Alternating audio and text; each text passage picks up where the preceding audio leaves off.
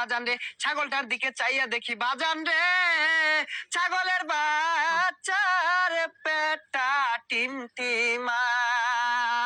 আরে কথা কোন ঠিক কিনা? এই মিয়া কি ঠিক? এটা কোন ওয়াজ হইলো? আইরা করে ওয়াজ করুন আর ভালো ভালো বক্তা দুর্নাম করুন, এলে তো অনেক মাহফিলে লোক হয় না। ওরে দর্শক ভাইয়েরা, আমি একটা জিগির ধরবো বাজান রে, আমার সাথে সাথে আপনারাও জিগিরটা ধরবেন।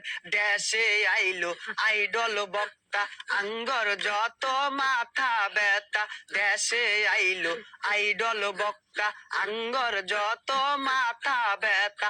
তার মাহফিলে 20 লাখ মানুষ, আঙ্গর মাহফিলে নাইকা।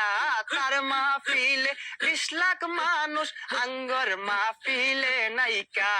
যাও 2-4 কামাই করতাম, সবই দিছে বাত মাইরা। দেশে আইলো ভাইরাল বক্তা, আমগর যত মাথা ব্যথা। আরে কথা কোন ঠিক কিনা?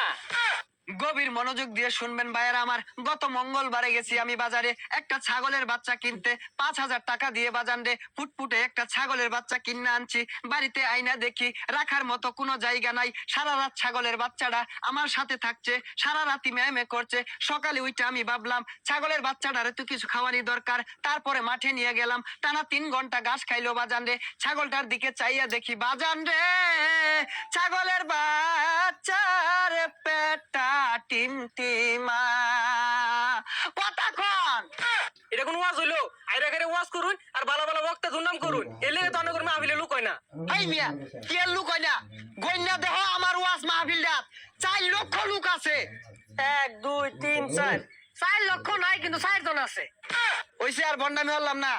এখন বয়ান পেশ করিবেন আমার চেয়ে বড় বন্ড, শয়তানের বন্ধু, সারা গায়ে চুলকানি, পাছার ভিতর খাওজানি, মঞ্চে উঠা চিক্কুর পারুনি, গিবদের শিরোমণি, কুতুবে শয়তানি, বিশিষ্ট চিৎকার বক্তা জনাব মোহাম্মদ কেচারু ইবলিসি।